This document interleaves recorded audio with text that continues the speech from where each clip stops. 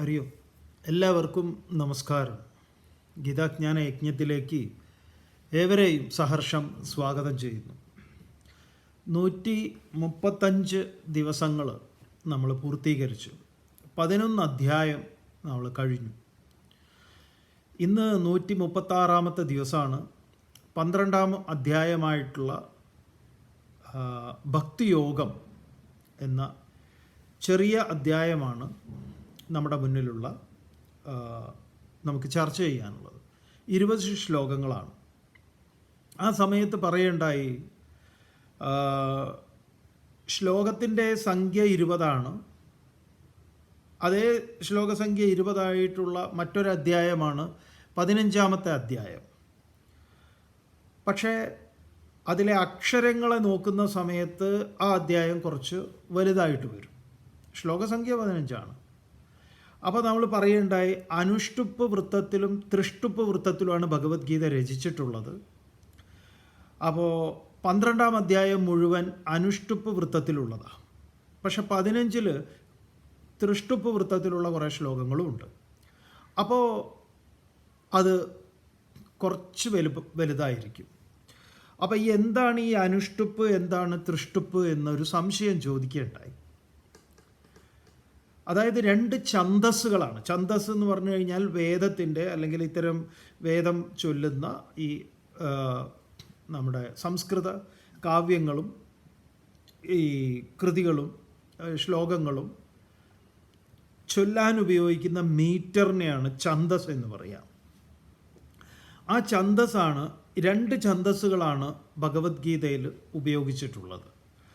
ആ 2 ഛന്ദസ്സുകളുടെ പേരാണ് അനുഷ്ടുപ്പ് എന്നതും തൃഷ്ടുപ്പ് എന്നതും. എങ്ങനെയാണ് ഈ അനുഷ്ടുപ്പിനെയും തൃഷ്ടുപ്പിനെയും മനസ്സിലാക്കുക? ഇപ്പം നമ്മൾ പറയാം. അതായത് ഈ 11-ാം അധ്യായത്തിലെ 50-ാമത്തെ ശ്ലോകം നമ്മൾ അവസാനം ചർച്ച ചെയ്തു വെച്ച ശ്ലോകം. ഈ ശ്ലോകം എന്താണെന്ന് ചോദിച്ചു കഴിഞ്ഞാൽ ഇത് തൃഷ്ടുപ്പാണ്. ഇതിലെ ഛന്ദസ് എന്താ? തൃഷ്ടുപ്പിൻ്റെ ഇതിലെ ഓരോ പാദങ്ങൾ, അതായത് ശ്ലോകത്തിൻ്റെ ഒരു പാദം എന്ന് പറയുന്നത് അതിലെ 11 അക്ഷരങ്ങൾ ചേർന്ന് നിൽക്കുന്നതാണ് ഒരു പാദം. അങ്ങനെ 4 പാദങ്ങളാണ് ഈ ശ്ലോകത്തിന് മൊത്തത്തിലുള്ളത്. അങ്ങനെ 4 പാദങ്ങളിലും കൂടെ 44 അക്ഷരങ്ങൾ വരും. അങ്ങനെ 44 അക്ഷരങ്ങൾ സഞ്ചയിച്ചിട്ടുള്ള ഒരു ഒറ്റ ശ്ലോകത്തിലായിട്ട് വരും. അങ്ങനെ 44 അക്ഷരങ്ങളെ സഞ്ചയിച്ച് നിൽക്കുന്നതാണ് ഈ തൃഷ്ടുപ്പ് വൃത്തങ്ങൾ. എന്നാൽ അനുഷ്ടുപ്പ് വൃത്തം, ഇപ്പോൾ ഈ പറഞ്ഞ 50-ാമത്തെ ശ്ലോകം നിങ്ങൾ നോക്കൂ. ഇത്യർജുനം വാസുദേവസ്തദോക്ത്വാ സ്വകം രൂപം ദർശയാമാസ ഭൂയഃ ആശ്വാസയാമാസ ച ഭീതമേനം ഭൂത്വാ പുനഃ സൗമ്യ വപുർമഹാത്മാ. 44 അക്ഷരങ്ങളായിരിക്കും ഇതിലെ ശ്ലോകത്തിലെ അക്ഷരസംഖ്യ എന്ന് പറയുന്നത്. 44. അതിൽ ചില അക്ഷരങ്ങൾ എന്നുള്ളത് അക്ഷരമായിട്ട് അതിനെ എണ്ണാറില്ല, പൂർണ്ണാക്ഷരമായിട്ട് ഗണിക്കാറില്ല. അതേസമയം 51-ാമത്തെ ശ്ലോകം നോക്കൂ, അത് അനുഷ്ടുപ്പിലാണ്. ദൃഷ്ട്വേദം മാനുഷം രൂപം തവ സൗമ്യം ജനാർദ്ദന. അപ്പോൾ ദൃഷ്ട്വേദം മാനുഷം രൂപം എന്നുള്ളത് ഒരു പാദമാണ്. ആ ഒരു പാദത്തിൽ 8 അക്ഷരങ്ങളാണുള്ളത്. അങ്ങനെ 8 അക്ഷരങ്ങളുള്ള 4 പാദമാണ് ഒരു ശ്ലോകം. ഇപ്പം ചില പുസ്തകങ്ങളിൽ ആ 8 അക്ഷരമായിരിക്കില്ല, 16 ആയിരിക്കും. ഒരു പാദമായിട്ട്. പക്ഷെ പാദം എന്നങ്ങനെ പറയാറില്ല. ശ്ലോകത്തിൽ 2 വരികളിലായിട്ടായിരിക്കാം അത്. പക്ഷേ എന്തായാലും അത് 4 പാദങ്ങളോട് കൂടിയിട്ടുള്ളതാണ്. അങ്ങനെ ദൃഷ്ട്വേദം മാനുഷം രൂപം 51-ാമത്തെ ശ്ലോക പറയുന്നു. ഇത് തന്നെയാണ് ധർമ്മക്ഷേത്രേ കുരുക്ഷേത്രേ, അതൊരു പാദമാണ്.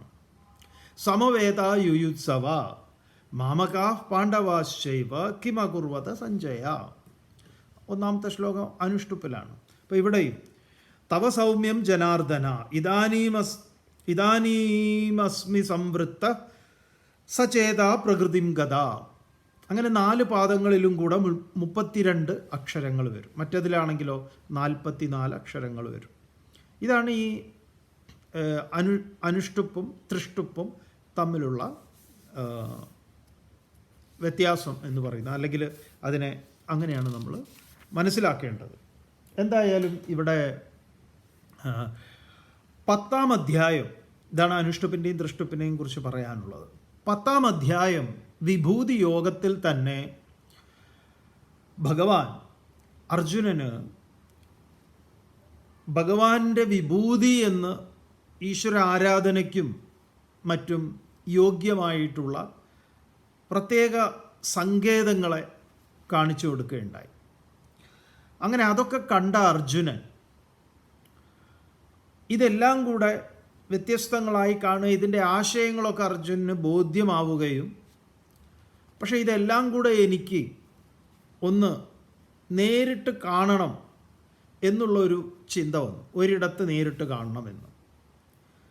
അങ്ങനെയാണ് ഭഗവാൻ ഒരിടത്ത് ഭഗവാനിൽ ഇത് കാണിച്ചത്. എന്തായിരുന്നു അർജുനൻ കണ്ട വിശ്വരൂപം? അതിനായിട്ട് അർജുനന് ദിവ്യമായ ചക്ഷുസ് നൽകി. ഇന്നലെ നമ്മൾ ദിവ്യമായ ചക്ഷുസിനെയൊക്കെ നന്നായിട്ട് വിശകലനം ചെയ്ത ജ്ഞാനം തന്നെയാണ്, ജ്ഞാനചക്ഷുസാണ് ദിവ്യമായ നേത്രം എന്ന് പറയുന്നത്. അറിവാകുന്ന നേത്രം, അറിവാകുന്ന കണ്ണ്. അവിടെ എന്താണ് അർജുനൻ കണ്ടത്? എല്ലാ വൈവിധ്യങ്ങളും ഒരിടത്ത് സമ്മേളിക്കുന്നു. നാനാത്വത്തിൽ ഏകത്വം.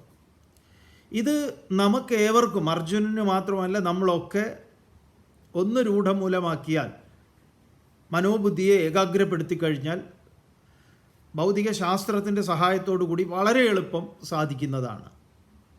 നമ്മൾ ഓരോന്നിനെയും അപഗ്രഥിക്കുമ്പോൾ, ഒരു വസ്തുവിൻ്റെ നിജസ്ഥിതിയെ അപഗ്രഥിച്ച് അതിൻ്റെ ആത്യന്തികമായതിലേക്ക് എത്തുന്ന സമയത്ത് ഈ വൈവിധ്യങ്ങളായിട്ടുള്ള എന്തൊക്കെ ഘടകങ്ങളുണ്ടോ അതിനെയെല്ലാം തന്നെ പൊളിച്ച് അതിൻ്റെ ആന്തരിക സത്തയിലേക്ക് പ്രവേശിക്കുമ്പം അത് ഏകമാണ്. വൈവിധ്യങ്ങളില്ല, പലതല്ല. അവിടെ ഒരു പൊതുവായ ഒന്നിൽ നമ്മൾ എത്തിച്ചേരും. നമ്മളൊക്കെ സയൻസ് പഠിക്കുന്നവരല്ലേ, നമ്മൾ അങ്ങനെ പഠിച്ചിട്ടുണ്ടല്ലോ. ഒരു വസ്തുവിനെ, ഈ വസ്തുക്കൾ എന്താണ് എന്ന് പറയുന്ന സമയത്ത് നമ്മളതിൻ്റെ മൂലകങ്ങളെക്കുറിച്ചും അതിലെ ധാതുക്കളെക്കുറിച്ചും അതെന്തെന്ത് പദാർത്ഥങ്ങളാണ് എന്നുള്ളതും ഇതൊക്കെ നമ്മൾ ചെറിയ ക്ലാസ്സിൽ മുതൽ സയൻസിൽ പഠിക്കുന്നതാണ്. ആ സമയം നമ്മൾ ആ പദാർത്ഥത്തിൻ്റെ പേരുകളല്ല, അല്ലെങ്കിൽ ആ വസ്തുവിൻ്റെ പേരല്ല നമ്മൾ പറയുന്നത്. ഇപ്പോൾ പുസ്തകത്തെക്കുറിച്ച് പറയുമ്പോൾ, പേപ്പറിനെ കുറിച്ച് പറയുമ്പോൾ നമ്മൾ പൾപ്പിനെ കുറിച്ച് പഠിക്കുന്നു, പൾപ്പ് ഉണ്ടാക്കുന്നത് എങ്ങനെയാണെന്നുള്ളതിനെക്കുറിച്ച് പഠിക്കുന്നു. ഓരോന്നും. ജലത്തെക്കുറിച്ച് പഠിക്കുന്ന സമയത്ത് 2 വാതകങ്ങളാണതെന്ന് നമ്മൾ പഠിച്ചു, ഹൈഡ്രജനും ഓക്സിജനും. അത് പ്രത്യേക അനുപാതത്തിൽ ചേരുന്ന സമയത്താണ് അതിങ്ങനെയാവുന്നത്. അത് ഘനീഭൂതമാകുന്ന അവസ്ഥ, അത് വിഘടിക്കുന്ന വേപ്പറാവുന്ന ഒരു എന്താ പറയുക, നീരാവിയായിട്ടുള്ള അതിൻ്റെ അവസ്ഥ. ഇതൊക്കെ നമ്മൾ ആ സമയങ്ങളിലൊക്കെ അതിൻ്റെ പേരുകൾ മാറുന്നു. ജലം എന്ന പേര് മാറുന്നു. ഇതുപോലെ തന്നെ കണങ്ങളെക്കുറിച്ച് നമ്മൾ പഠിക്കുമ്പം, ആറ്റത്തെക്കുറിച്ച് പഠിക്കുമ്പം, ഇതുപോലെ തന്നെ ഇവിടെ എല്ലാ വൈവിധ്യങ്ങളെയും അർജുനൻ ഒരിടത്ത് വൈവിധ്യങ്ങളെ മുഴുവൻ കാണുകയാണ്. അതെങ്ങനെയാണ് കാണുന്നത്? ജ്ഞാനചക്ഷുസ് കൊണ്ടാണ്, ദിവ്യചക്ഷുസ് കൊണ്ടാണ്. ആ ദിവ്യചക്ഷുസ് കൊണ്ട് തന്നെയാണ് ശാസ്ത്രകാരനൊക്കെ അത് കാണുന്നത്. നമുക്ക് ഇതിലെന്താണെന്നറിയോ പറ്റിയിട്ടുള്ളത്? ദൈവം എന്നൊക്കെ പറഞ്ഞു കഴിഞ്ഞാൽ ആരൊക്കെയോ പറഞ്ഞതുപോലെ ഈ പ്രശ്നങ്ങളൊക്കെ, ഇന്നലെ ആരോ ഒരു പ്രഭാഷണം, ഒരാളുടെ ഒരു വീഡിയോ അയച്ചു തരുന്നുണ്ടായി. മൂപ്പര് ചോദിക്കുകയാണ്, ഈ ദൈവം എന്ന് പറഞ്ഞാൽ മഹാ തല്ലിപ്പൊളി ഒരുത്തനാണല്ലോ, ഈ കുഴൽക്കിണറിൽ വീണ കുട്ടിയെ ഒന്നും രക്ഷിക്കുന്നില്ല. നോക്കൂ, ദൈവത്തിന് പണി ഇതാണെന്ന് ആരാണോ പഠിപ്പിച്ചതെന്ന് അതൊക്കെ പൊട്ടത്തരാണ്. ദൈവത്തിന് ശിക്ഷിക്കലും രക്ഷിക്കുന്നതൊന്നും ദൈവത്തിൻ്റെ ജോലിയേ അല്ല. ദൈവത്തിന് അങ്ങനെ ഒരു ഏർപ്പാടുമില്ല. ശിക്ഷിക്കലും ഇല്ല, രക്ഷിക്കലും ഇല്ല. ഇതിൽ തന്നെ അതൊക്കെ പറയുന്നുണ്ട്. അപ്പോൾ നമ്മളിത് പഠിക്കേണ്ടത് സയൻസ് പഠിക്കുന്ന പോലെ തന്നെയാണ്. അങ്ങനെ ഒരു അവിടെ എന്താണെന്നറിയോ, ഈ ശാസ്ത്രം പഠിക്കുമ്പോൾ, സയൻസ് കൂടുതൽ പഠിക്കുമ്പോൾ നമുക്ക് അഹങ്കാരം ഇങ്ങനെ കൂടി വരും. ഇവിടെ കുറച്ച് വിനയാന്വിതനൊക്കെ ആവുന്നുണ്ട്. അങ്ങനെ ഒരു ഗുണമുണ്ട് ഇതിൽ. അതാണ് ഇതിൻ്റെ പ്രത്യേകത. എന്തായാലും വിശ്വരൂപ ദർശനം എന്നത് അർജുനൻ ഒരിടത്ത് ഈ വൈവിധ്യങ്ങളെല്ലാം കാണും. ആ വൈവിധ്യങ്ങളിൽ അർജുനൻ വേറൊരു സംശയം കൂടെ ചോദിച്ചിട്ടുള്ളത്, ദേവന്മാർ എന്ന് പറഞ്ഞാൽ ഇന്ദ്രിയങ്ങൾ എന്ന നിലയിൽ തന്നെയാണ് നമ്മൾ പറഞ്ഞിട്ടുള്ളത്. അപ്പം ദേവന്മാർക്ക് എപ്പോഴും കാണാൻ ഹിതകരമായതെന്ന് പറയുമ്പോൾ ഇന്ദ്രിയങ്ങൾക്ക് എപ്പോഴും അത്തരത്തിലുള്ള കാഴ്ചകളാണ് താല്പര്യം. പക്ഷേ അല്ലാത്തതും കാണാൻ കണ്ണിനും കാതിനും നമ്മുടെ മനസ്സിനും ഒക്കെ താല്പര്യമുണ്ട്. അതുകൊണ്ടാണ് നമ്മൾ ഈ എന്താ പറയുക, ഈ ക്രൈമും അതും ഇതൊക്കെ ഉള്ള സിനിമകളൊക്കെ കാണുന്നത് അതുകൊണ്ടാണ്. ചിലരൊക്കെ അങ്ങനെ കാണും, അങ്ങനെയുള്ളതും ഇഷ്ടമുള്ളതാണ്. ഹൊറർ ഇതൊക്കെ പേടിക്കാൻ വേണ്ടി ചിലർ ഈ ഭയങ്കര പേടിയാണ് എന്നാലും കാണും, ഹൊറർ സിനിമയൊക്കെ കാണും. എന്നിട്ട് കണ്ണു കുത്തിയൊക്കെ ഇങ്ങനെ ഇരിക്കുകയൊക്കെ ചെയ്യും, എന്നാലും കാണണം. ഒട്ടകം ഈ മുള്ളു തിന്നുന്നത് പോലെ എന്ന് പറയും, ചോര ഒലിക്കുകയാണെങ്കിലും വീണ്ടും വീണ്ടും അത് തിന്നും അത്രേ. അതുപോലെയാണ് നമ്മൾ.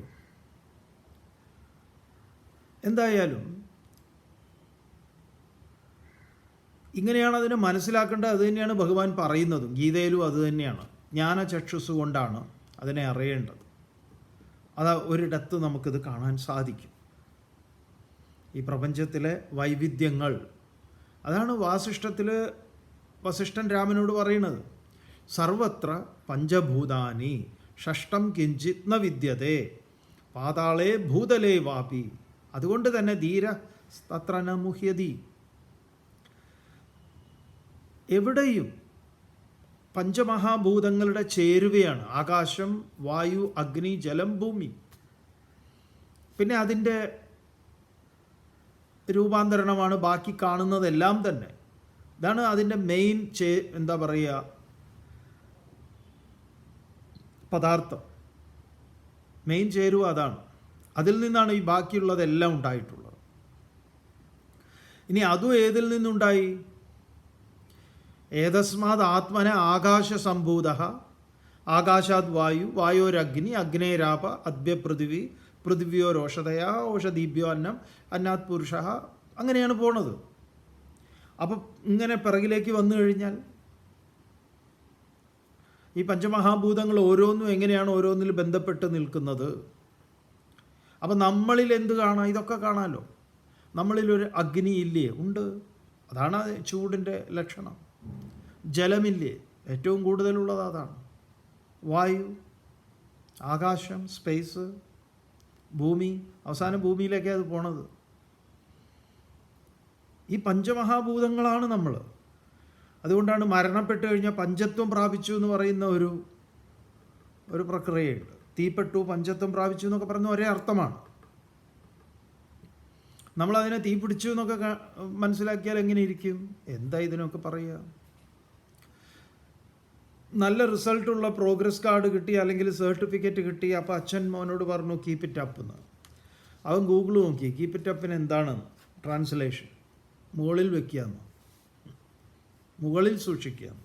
അവൻ തട്ടും പുറത്ത് കൊണ്ടുപോയി വെച്ചു. അങ്ങനെയാണോ? ടേക്ക് യുവർ സീറ്റ് എന്ന് പറഞ്ഞു കഴിഞ്ഞാൽ കസാര എടുത്ത് നടന്നോളാനാണോ? ഈ തീപ്പെട്ടു എന്നൊക്കെ പറഞ്ഞാൽ നിങ്ങൾ എന്തിനാ ഇങ്ങനെ അങ്ങോട്ട് ഇതാക്കുന്നത്? പല ഭാഷകൾ ഉപയോഗിക്കും, അത് അതിൻ്റെ ഒരു സൗന്ദര്യമാണ്. അങ്ങനെ വൈവിധ്യങ്ങളൊക്കെ നമ്മൾ ഉൾക്കൊള്ളുക, അത്രയേ ഉള്ളൂ. അപ്പോഴേക്കും തുടങ്ങി ഓരോരുത്തരെ. എന്തുകൊണ്ട് നിങ്ങൾ ചത്തു എന്ന് പറഞ്ഞില്ല, ഇന്നവനെ ചത്തു എന്ന് പറയുന്നു? അങ്ങനെ നമ്മുടെ ആളുകളുടെയൊക്കെ ചില ആളുകളുടെയൊക്കെ കാര്യം ആലോചിക്കുമ്പോൾ ഭയങ്കര എന്താ പറയുക, അവരുടെ ഒരു ദാരിദ്ര്യം അനുഭവിക്കുന്നത്. എന്തൊരു ദാരിദ്ര്യമാണ് അവർ അനുഭവിക്കുന്നത് നോക്കുക. ഇതെത്ര സമ്പന്നമായിട്ടുള്ള ഓരോ കാര്യങ്ങളാണ്. നിങ്ങൾ ആരെ വേണേ എങ്ങനെ വേണേ എന്ത് വേണേ പറഞ്ഞോളൂ, ഇങ്ങനെയൊക്കെ ഉണ്ട്, അത്രയേ ഉള്ളൂ. അപ്പം ഇതെല്ലാം അർജുനൻ ഒരിടത്ത് കാണുന്നു. നമുക്കും ഇങ്ങനെ കാണാം, ഭൗതിക ശാസ്ത്രകാരനും ഇങ്ങനെ കാണുന്നു. എല്ലാ വൈവിധ്യങ്ങളും ഒന്നിൽ സമ്മേളിച്ചിട്ടുണ്ട്, എല്ലാറ്റിലും. നമ്മുടെ ശരീരം തന്നെ അതിന് വലിയ അത്ഭുതമാണ്. നമ്മുടെ ബീജം, സെമൻ, ഒരു ശിശു ആവാൻ വേണ്ടുന്നത് ഒരു മൊട്ടുസൂചിയുടെ അഗ്രത്ത് വയ്ക്കാനുള്ള അത്രയും മതി, അത്രയും വേണ്ടു, അത്രയും പ്രവേശിക്കുന്നുള്ളൂ. അണ്ടവും ബുദ്ബുദവും കർക്കേന്തുവും ഒക്കെ ആയി അത് പല അവസ്ഥാന്തരങ്ങളെ പ്രാപിക്കുന്നത് ദിവസങ്ങൾ തോറും പറയും. ഏകരാത്രേണ തു കലിലം, ഒരു രാത്രി കൊണ്ടാണ് അത് കലിലാവസ്ഥയെ പ്രാപിക്കുക. പഞ്ചരാത്രേണത് ബുദ്ബുദം, 5 രാത്രി കൊണ്ടാണ് ബുദ്ബുദം എന്ന് പറയുന്ന ചെറിയൊരു കുമിള പോലെ, വളരെ ചെറിയമായൊരു കുമിളയായിട്ട് തീരുക. പിന്നെ കർക്കേന്ദുവും അണ്ടവും ഒക്കെ ആവുന്നത് 10-15 ഒക്കെ ദിവസമാകുമ്പോഴാണ്. പിന്നെ ഒരു മാസമൊക്കെ ആകുമ്പോഴേക്കും ഒരു ചെറിയ അണ്ടിപ്പരിപ്പ് പരുവത്തിലൊക്കെ ആവും. അപ്പോൾ അതിലേക്ക് വരുന്ന നമ്മുടെ ഈ ശരീരത്തിൽ കാണുന്ന കേശലോമാദികളൊക്കെ മുടിയും പല്ലും എല്ലും നഖവും, ഇപ്പോൾ ഒരു രേതസിൻ്റെ ഒരു കണത്തിൽ ഇതൊന്നും നമ്മൾ ശാപ്പിട്ടിട്ടല്ലല്ലോ തലമുടി ഉണ്ടാവുന്നത്, തലമുടി കഴിച്ചിട്ടല്ലല്ലോ, ആണോ? അല്ല. ഇഡലിയുടെ കൂടെ ഒരു മുടി കിട്ടിക്കഴിഞ്ഞാൽ എടാ കഴിക്കടാ മുടി നന്നായി വളരും എന്ന് പറയുമോ ആരെങ്കിലും? നീളമുള്ള മുടിയാ, എടാ നിൻ്റെ മുടി നല്ല നീളമുള്ള മുടി വളരാൻ നല്ലതാ. ഇല്ല. നഖം കഴിച്ചിട്ടല്ല നമുക്ക് നഖം ഉണ്ടായിട്ടുള്ളത്, എല്ല് കഴിച്ചിട്ടല്ല എല്ലുണ്ടായത്, പല്ല് കഴിച്ചിട്ടല്ല പല്ലുണ്ടായത്. പണ്ട് കുട്ടിക്കാലത്തൊക്കെ അങ്ങനെ ചില പൊട്ടത്തരൊക്കെ ഉണ്ടായിരുന്നു. കയ്യിലൊക്കെ മുറിവേറ്റ് കഴിഞ്ഞാൽ എടാ രക്തം വെറുതെ കളയണ്ട കുടിച്ചോളാൻ പറയും. അപ്പോൾ ആ രക്തം രക്തം അങ്ങനെ തന്നെ സ്റ്റോർ ചെയ്യപ്പെടുന്ന, അങ്ങനെയാണോ? അല്ലല്ലോ. എന്തായാലും പറഞ്ഞു വന്നത് ഇതിൻ്റെ ഒരു കണികയിൽ എന്തുണ്ട്?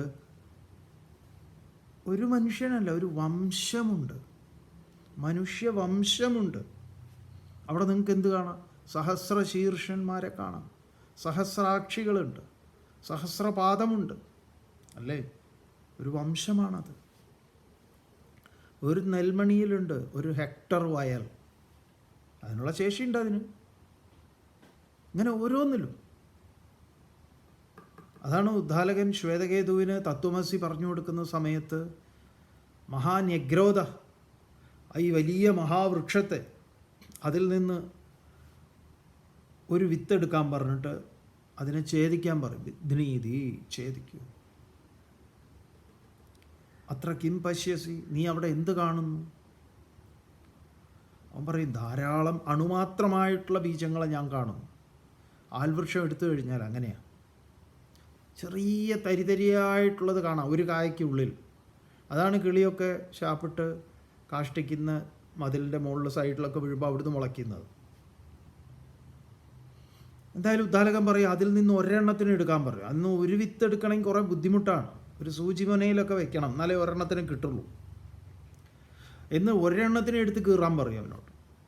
ഒരെണ്ണത്തിനെടുത്ത് കീറിയാൽ എന്ത് കിട്ടാനാന്ന് വെച്ചാൽ അവൻ എന്തായാലും അത് എടുത്ത് കീറി എന്താ കാണുന്നത്? ഞാൻ ഒന്നും കാണില്ല. അവൻ്റെ നഗ്നനേത്രത്തിനൊന്നും കാണാൻ പറ്റില്ല.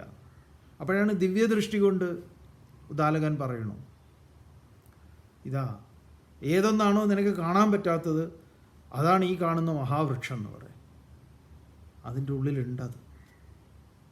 അപ്പോൾ വലിയ വൃക്ഷത്തെ കാണിച്ച് ഒരു ചെറിയ വിത്ത്, അതിൻ്റെ ഒരു വിത്തിലെ ഒരു വിത്തിനെ, ഒരു സാധ്യതയാവാനുള്ള വൃക്ഷമാവാൻ സാധ്യതയുള്ള ഒന്നിനെ എടുത്ത് മുറിച്ച് അതിലൊന്നും കാണാത്ത അവനോട് പറയാണ്, ഇതാ നോക്ക്, ഇതാണ് വിശ്വരൂപം. അപ്പോൾ അതാണ് അർജുനൻ കണ്ടത്. എന്നിട്ട് അർജുനൻ അതിൻ്റെ വലിയൊരു വിസ്താരവും കണ്ടു. അതിന് ഒരിടത്ത് വീണ്ടും ഭഗവാനോട് പറഞ്ഞു, എനിക്ക് അങ്ങയുടെ മംഗളകരമായ രൂപത്തെ കാണിച്ചു തന്നാലും. അങ്ങനെ ഭഗവാൻ ശംഖുചക്ര ഗദാധാരിയായിട്ട് അർജുനനെ ദർശനം വീണ്ടും കൊടുത്തു. അതിൽ വളരെ സന്തുഷ്ടനായിക്കൊണ്ട് അപ്പോൾ ആ സമയത്ത് ഭഗവാൻ ഉപയോഗിച്ച 54-ാമത്തെ ശ്ലോകത്തിൽ, കാരണം 54-ാമത്തെ ശ്ലോകം അതിൻ്റെ ഉപസംഹാരത്തിൽ ഭഗവാൻ പറഞ്ഞു, ഭക്ത്യാ ത്വനന്യയാ ശക്യ അഹമേവം വിദോർജുന ജ്ഞാതും ദ്രഷ്ടും ച തത്വേന പ്രവേഷ്ടും ച പരന്തപ. വളരെ പ്രധാനപ്പെട്ട ഒരു സംഗ്രഹിക്കലാണ് ഭഗവാൻ 11-ാം അധ്യായത്തിൽ നടത്തിയത്. എന്താണ്? ഹേ പരന്തപ അർജുന, ഏവം വിധ അഹം, ഇപ്രകാരം ഞാൻ, ഏവം വിധമായ ഞാൻ, തത്വേന പാരമാർത്ഥികമായി താത്വികമായി, ജ്ഞാതും ദ്രഷ്ടും പ്രവേഷ്ടും ച, ജ്ഞാതും അറിയുക, ദ്രഷ്ടും കാണുക, പ്രവേഷ്ടും അതിലേക്ക് പ്രവേശിക്കുക, അനുഭവിക്കുക. ഇതിന് എന്താണ് അനിവാര്യമായിട്ടുള്ളത് എന്ന് പറഞ്ഞു കഴിഞ്ഞാൽ അനന്യയാ ഭക്തിയാത്തു ശക്യ,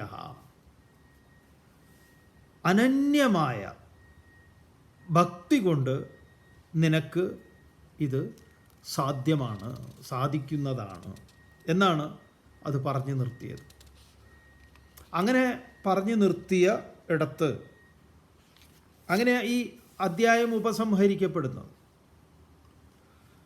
11-ാം അധ്യായം. 12-ാം അധ്യായത്തിൽ ഭക്തിയോഗം എന്നാണ് ഈ അധ്യായത്തിൻ്റെ പേര്. പറഞ്ഞു 20 ശ്ലോകങ്ങളാണുള്ളത്. ഇതെല്ലാം പറയുമ്പോഴും നമ്മൾ വിട്ടുപോകാതെ നമ്മൾ നോക്കേണ്ടത് ഭഗവത്ഗീത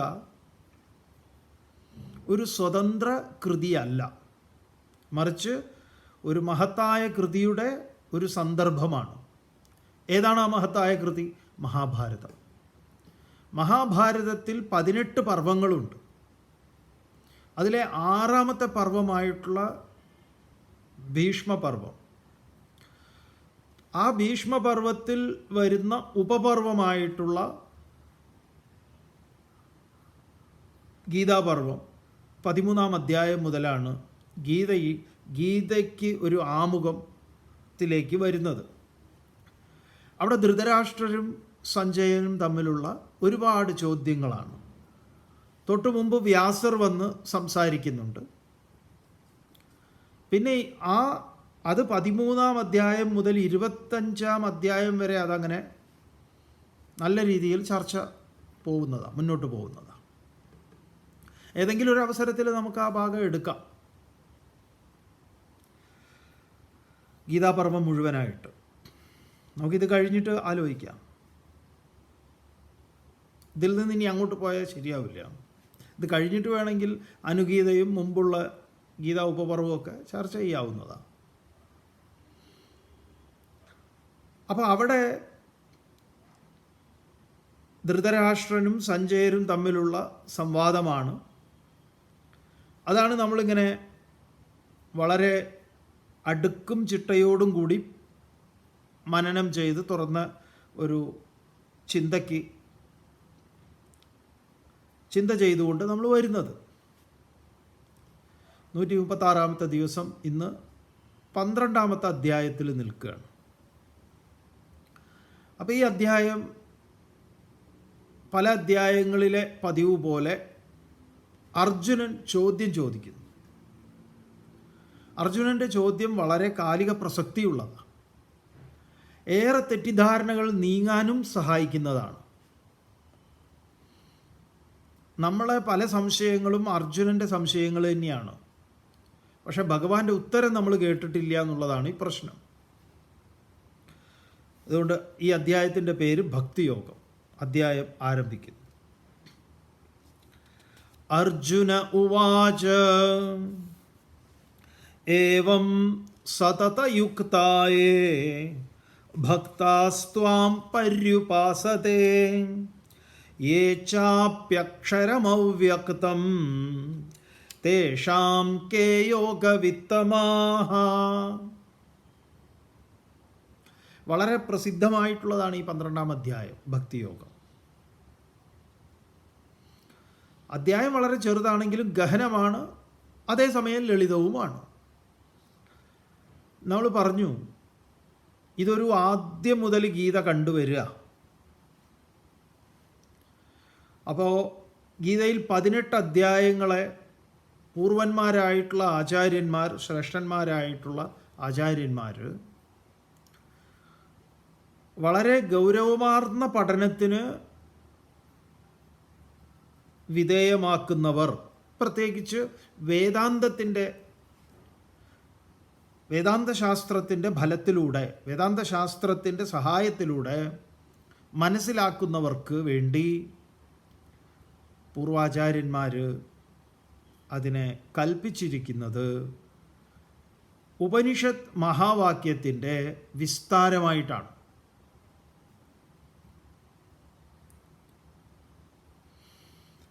തത്വമസി എന്ന ഉപദേശവാക്യത്തിൻ്റെ വിസ്താരമാണ്. ഏത്? ഭഗവത്ഗീത.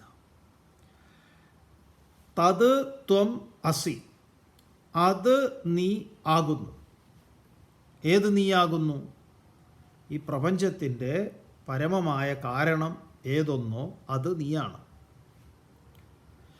ഐതദാത്മ്യം ഇദം സർവം തത് സത്യം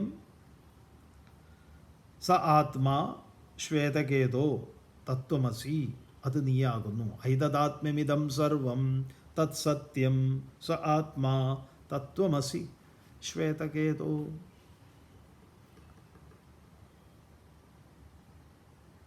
അതിൽ നമ്മൾ അത് നീ ആകുന്നു എന്നതിലെ നീ അർജുനനെ ചൂണ്ടിക്കൊണ്ട് നമ്മൾ ഓരോരുത്തരെയും നമ്മൾ ആരാണ്, എന്താ നമ്മുടെ അവസ്ഥ ഇത്യാദി കാര്യങ്ങളെ നമ്മളെ നന്നായി എന്താ പറയുക ഒന്ന് അനലൈസ് ചെയ്യാൻ, അല്ലെങ്കിൽ വേറൊരാൾ നമ്മളെ ഡിസ്ക്രൈബ് ചെയ്യുകയാണെങ്കിൽ ഈ പറഞ്ഞ 1-ാം അധ്യായം മുതൽ ആദ്യത്തെ 6 അധ്യായങ്ങൾ നമ്മളെക്കുറിച്ചാണ്, ത്വംപദത്തെക്കുറിച്ചാണ്. പിന്നീട് ഉള്ള അധ്യായങ്ങൾ 7-ാം അധ്യായം മുതൽ ഈ 11-ാം അധ്യായം വരെയുള്ളത് എന്താണ്? തത്പദത്തെക്കുറിച്ച് പറയുന്നതാണ്. അത് ഇനി ഇവിടെ നിന്ന് അങ്ങോട്ടേക്ക് അസി എന്ന് പറഞ്ഞാൽ ആകുന്നു എന്നതാണ്. അപ്പം ഇവിടെ നിന്നുള്ള ഈ 6 അധ്യായങ്ങൾ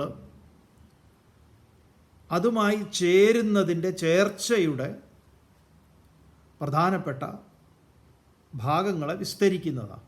അതുമായിട്ടുള്ള ഐക്യപ്പെടൽ. എന്തുകൊണ്ടാണ്? ഇവിടെ തൊട്ട് മുമ്പ് തന്നെ ഭഗവാൻ പറഞ്ഞു. എന്താ പറഞ്ഞത്? ജ്ഞാതും ദ്രഷ്ടും തത്വേന പ്രവേഷ്ടും, അതിലേക്ക് അതായിത്തീരുക, പ്രവേശിക്കുക എന്നതിനെന്താണ്?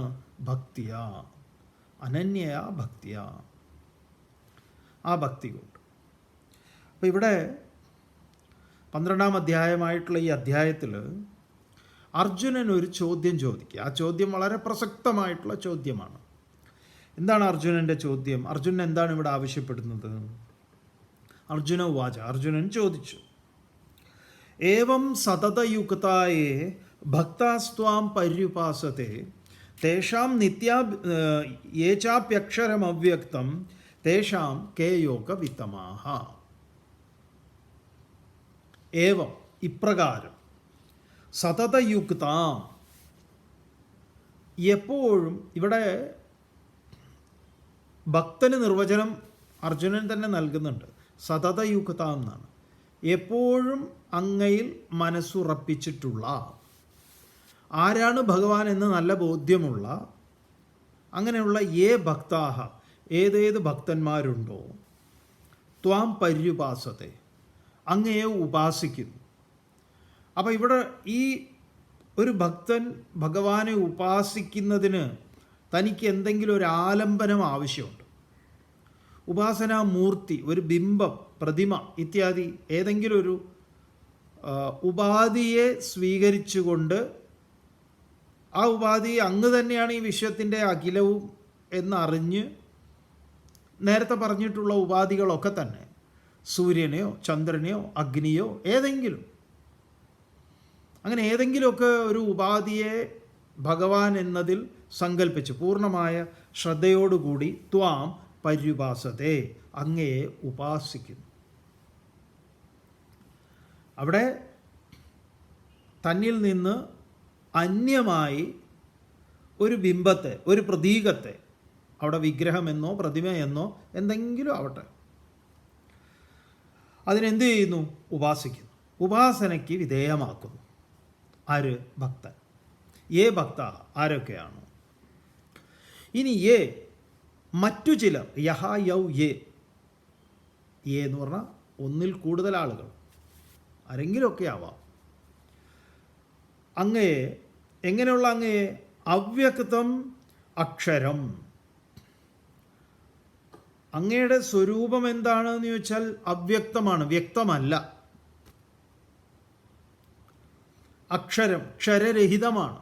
ഒരു തരത്തിലും അങ്ങയെ പിടിക്കാൻ പറ്റില്ല. ഒരു തരത്തിലും അങ്ങേക്ക് ഒരു രൂപമോ ഭാവമോ കാര്യങ്ങളോ നൽകാൻ സാധിക്കില്ല. അപ്പം അവരെങ്ങനെയാണ് ഉപാസിക്കുന്നത്? ഏ അവ്യക്തം അക്ഷരം ഉപാസത്തെ, അവരും ഉപാസിക്കുന്നു. എങ്ങനെയാണ് അവർ ഉപാസിക്കുന്നത്? അവരുടേതായിട്ടുള്ള മനന നിധിധ്യാസന പ്രക്രിയയിലൂടെ. അവരൊരു ആലംബനങ്ങളെയും സ്വീകരിക്കുന്നില്ല. അങ്ങനെയുള്ള ഉപാസകന്മാരെയാണ് നിർഗുണ ഉപാസകന്മാർ എന്ന് പറയുന്നത്, ജ്ഞാനികൾ. മറ്റേതെന്താണ്? ഭക്തന്മാർ. ഇവരിൽ ഈ ഭക്തരെന്ന് പറയുന്ന സഗുണ ഉപാസകന്മാർ ഭഗവാനെ ഗുണത്തോടുകൂടി, അതെന്തും ആവാം, എന്തെന്ത് ഗുണങ്ങൾ നമുക്ക് ഗുണമായിട്ട് കരുതുന്നതൊക്കെ നമ്മൾ ഭഗവാനിൽ സമർപ്പിക്കുന്നു. ആ ഭഗവാൻ ഇന്നതാണ് എന്ന് കരുതി സമർപ്പിക്കുന്നു. ഇപ്പോൾ ലോഹം, സ്വർണം വിശേഷപ്പെട്ട ഗുണമുള്ള ലോഹമാണ്. ആ സ്വർണത്തിൽ നമ്മൾ ഭഗവാന്റെ രൂപത്തെ തീർക്കുന്നു. അത് ഭഗവാനാണ് എന്ന സങ്കല്പത്തിൽ. അതിലൊക്കെ കൽപ്പനകളാണ്. പിന്നെ അതെന്താണ്? നികൃഷ്ട വസ്തുനി ഉത്കൃഷ്ട ഭാവ ഇതി ഭക്തി എന്ന് പറയും. ഒരു നിർവചനം. അതായത് വസ്തു നികൃഷ്ടമാണ്, പക്ഷെ ഉത്കൃഷ്ടമായ ഭാവം കൊണ്ട് അതെന്തായി? പവിത്രമാക്കി തീർത്തു. പിന്നെയാണ് അതിനെ നമ്മൾ ആരാധിക്കാൻ എടുക്കുന്നത്. അപ്പോൾ കല്ല് പിന്നെ അലക്കുന്ന കല്ലല്ലേ എന്ന് ചോദിക്കരുത്, ആയിരിക്കാം. ഇതാണല്ലോ പണ്ട് കോറി പൊട്ടിച്ച സമയത്ത് വലിയ പാറ പൊട്ടി താഴെ വീണു. അപ്പോൾ അതിൽ നിന്ന് ഒരു കഷ്ണം ഒരാൾ എടുത്തു കൊണ്ടുപോയിട്ട് ഒരു സർവേ, ഒരു കിലോമീറ്റർ, ഇത്ര കിലോമീറ്ററിന് കിനിന്ന് എഴുതി വെച്ചു, ഇത്ര ഒരു സ്ഥലത്തേക്ക്. അതിൻ്റെ കൂടെ ഉണ്ടായിരുന്ന ഒരു പാറ എടുത്ത ഒരാൾ വിഗ്രഹം ഉണ്ടാക്കി, ഒരു കൃഷ്ണൻ്റെ വിഗ്രഹം ചേർത്തു. എന്നിട്ട് അവിടെ മലമുകളിൽ കൊണ്ടുപോയി പ്രതിഷ്ഠിച്ചു. എന്നിട്ട് ഇതിനെ കൊണ്ട് കിമിന്ന് ഇവിടെ എഴുതി, അമ്പലത്തിലേക്ക് ഇത്ര കിമിന്ന്. അങ്ങനെ ആളുകളൊക്കെ അമ്പലത്തിലേക്ക് പോകുമ്പോൾ ഈ നമ്മുടെ കിമി ആളുകളോട് പറയുകയാണ്, നിങ്ങൾക്കറിയോ, നമ്മളിപ്പോൾ വലിയ കാര്യത്തിൽ പോകുന്ന ഞങ്ങൾ ഇരട്ടവറ്റ മക്കളാന്ന് പറയും. ശരിയാണ്, അവർ രണ്ടുപേരും ഒരമ്മയുടെ സന്തതികളാണ്. ആര്? ഈ കിമിയും അവിടെ ക്ഷേത്രത്തിൽ ഇരിക്കുന്ന വിഗ്രഹവും. എന്നിട്ട് ഈ കിമി പറഞ്ഞു, ഒരാൾ വന്ന് ഉളിയൊക്കെ ആയിട്ട് വന്ന് എൻ്റെ അടുത്ത് വന്നപ്പം ഞാൻ പറഞ്ഞു ദേഹത്ത് തൊട്ട് കളി വേണ്ടാന്ന് പറഞ്ഞു. അപ്പോൾ പിന്നെ അയാൾ അവൻ്റെ ദേഹത്ത് പെരുമാറി. എൻ്റെ അത്ര ഭാരം അവനില്ല. അപ്പോൾ അവനെ കുറേ ഉളി വെച്ച് എന്താ പറയുക, അവൻ്റെ ഭാരം കുറച്ചു എന്ന് പറയാം. ഞാനിപ്പോഴും ഒരു 50 കിലോ ഉണ്ട്, അവനൊരു കഷ്ടി 25 കിലോ ഒക്കെ ഉണ്ടാവും. എന്നിട്ടിപ്പോൾ അവനെ കാണാനാണോ നിങ്ങൾ പോണത്? അപ്പോൾ ഇവർക്ക് കാര്യം മനസ്സിലായി. എന്താണ്? ഒരു ശില്പി ശിലയിൽ പുതുതായിട്ടൊന്നും കൊണ്ടുവരുന്നില്ല, അതിലെ ശില്പിക്ക് തോന്നുന്ന അനാവശ്യ ഘടകങ്ങളെ എടുത്തു മാറ്റുകയാണ്. അപ്പോഴതെന്താവുന്നു? ഒരു ശില്പമാകും. ചിലപ്പോൾ ഈശ്വര സങ്കല്പങ്ങളൊക്കെ ഉള്ള ശില്പങ്ങളാകുമ്പോൾ അത് ആരാധനയ്ക്ക് യോഗ്യമാവും. അങ്ങനെ അതൊരു ശില്പമായി കഴിഞ്ഞാൽ പിന്നെ അതിനെ ആരും എന്ത് ചെയ്യില്ല, കല്ലായിട്ട് പരിഗണിക്കില്ല. അപ്പം നമ്മൾ ഈ അമ്പലത്തിൽ ഈ പൂജ നവരാത്രിയൊക്കെ തുടങ്ങില്ലേ, നവരാത്രി കാലമാണല്ലോ. റോട്ടിലൊക്കെ രാമനവമി, ഇപ്പോഴൊക്കെ റോട്ടിൽ എത്രയാ വിഗ്രഹങ്ങൾ പൾപ്പിലും അതിലും ഇതിലൊക്കെ ഉണ്ടാക്കിയത് ഇങ്ങനെ നിരത്തിൻ്റെ റോഡിൻ്റെ സൈഡിൽ വെച്ച് വിൽക്കുന്നത്. പലരും വിലപേശി ദൈവങ്ങളെ മേടിക്കുന്നു. പക്ഷേ ഈ റോട്ടിലൊക്കെ ഇങ്ങനെ കിടക്കുന്നത് കാണുമ്പോൾ പിന്നെ നമ്മളത് മേടിച്ച് വീട്ടിൽ കൊണ്ടുപോയി നമ്മൾ വിളക്ക് കത്തിച്ചൊക്കെ അതിനെ വൃത്തിയാക്കിയൊക്കെ വെക്കുമ്പോൾ പിന്നെ അങ്ങനെയാണോ? അത് മാറിക്കഴിയും, അതിൻ്റെ ഭാവം മാറും. നിങ്ങൾ പ്രസ്സിൽ ഈ മറ്റേ ബുക്ക് ഡിപ്പോയിലൊക്കെ പോയി കഴിഞ്ഞാൽ അവർ ഈ ബുക്കിൻ്റെ മുകളിൽ കയറി നിൽക്കും. കയറി നിന്നിട്ട് അട്ടിയിട്ട് കയറി നിന്നിട്ടൊക്കെയാണ് ഷെൽഫിൽ നിന്നൊക്കെ ഓരോന്ന് എടുക്കുക. നോക്കുമ്പോൾ ഈ ആധ്യാത്മിക ഗ്രന്ഥങ്ങളിലായിരിക്കും. എല്ലാ വിശുദ്ധ ഗ്രന്ഥങ്ങളിലും അവർ കയറും. അവരെ സംബന്ധിച്ച് അതൊന്നും വിശുദ്ധ ഗ്രന്ഥങ്ങളല്ല. അപ്പോൾ അതൊക്കെ നമ്മൾ പാരായണം ചെയ്യാനും ഒക്കെ എടുക്കുന്ന സമയത്താണ്. അപ്പോൾ പറഞ്ഞു വന്നത്, ഈ സഗുണ ആരാധനയിൽ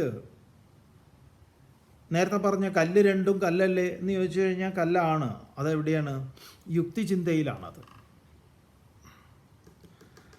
മറ്റേതിൽ നമ്മൾ ഭാവം കൽപ്പിച്ച് കഴിഞ്ഞാൽ പിന്നെ അത് തുണിയല്ല, ദേശീയ പതാകയാണ്. അപ്പം ആ ആരാധന ഗുണത്തെ കൽപ്പിച്ചുകൊണ്ടുള്ള, അത് കൊടിയിലാവാം, എന്തിലുമൊക്കെ, ഏതെങ്കിലും ഒരു പ്രതീകമാവാം, അതിനെല്ലാം നമ്മൾ സഗുണ ആരാധന എന്ന് പറയും. അതിനെയാണ് അർജുനൻ ഇവിടെ ആദ്യം പറഞ്ഞത്. രണ്ടാമത്തത് എന്താണെന്ന് പറഞ്ഞാൽ നിർഗുണ ആരാധനയാണ്. അവിടെ പ്രത്യേകിച്ച് ഒരാലംബനങ്ങളും ഇല്ല, ഒന്നുമില്ല. ഒരു മെഴുകുതിരിയോ ഒരു അഗ്നിയോ എന്തെങ്കിലും ഒരു പ്രതീകങ്ങളോ ഒന്നുമില്ല, ഒരു സാധനവുമില്ല. ധ്യാനമാണ് അവിടെ കൈക്കൊള്ളുന്നത്. അത് ഉണ്ടായിക്കൊള്ളണമെന്നൊന്നും ഇല്ല. അഥവാ ഇനി അതിനൊരു മാർഗം നിർദ്ദേശിക്കുകയാണെങ്കിൽ അത് മാത്രമേ ഉള്ളൂ. ഈ രണ്ട് കൂട്ടരിൽ അക്ഷരവും അവ്യക്തവും ആയിട്ട് ഉപാസതയെ അങ്ങേ ഉപാസിക്കുന്നു. തേഷാം, ഈ രണ്ട് കൂട്ടരിൽ കെ യോഗവിത്തമാഹ, ആരാണ് ശ്രേഷ്ഠന്മാർ? ഭക്തനാണോ ജ്ഞാനിയാണോ ശ്രേഷ്ഠൻ? സിമ്പിളായിട്ടുള്ള ചോദ്യമാണ്. ആരാണ് ശ്രേഷ്ഠൻ? നമ്മളും നമ്മുടെ വഴി തന്നെ പലപ്പോഴും സ്വയം ഓരോരുത്തരും അവരവരെ പരിചയപ്പെടുത്തും. ഞങ്ങൾ ഭക്തരാണ്, ഞങ്ങൾക്ക് ഈ ജ്ഞാനികളുടെ വഴി പറ്റൂല, ഭക്തൻ്റെ വഴിയാണ്. അതിനൊക്കെയുള്ള ഉത്തരം കൃത്യമായിട്ട് അർജുനന് ഭഗവാൻ നൽകുന്നുണ്ട്. അർജുനൻ്റെ ചോദ്യം വളരെ മനോഹരമായിട്ടുള്ള കാലിക പ്രസക്തിയുള്ള ചോദ്യമാണ്. ആരാണ് കേമന്മാർ എന്ന്. എന്തായാലും ഭഗവാൻ അർജുനന് ഉത്തരം കൊടുക്കാൻ തീരുമാനിച്ചു. ഇന്നല്ല, നാളെ. ഓം പൂർണ്ണമദഃ പൂർണ്ണമിദം പൂർണ്ണാത് പൂർണ്ണമുദച്യതേ പൂർണ്ണസ്യ പൂർണ്ണമാദായ പൂർണ്ണമേവാവശിഷ്യതേ. ഓം ശാന്തി ശാന്തി ശാന്തി. ഹരി ഓം. ശ്രീ ഗുരുഭ്യോ നമഃ. ഹരി ഓം.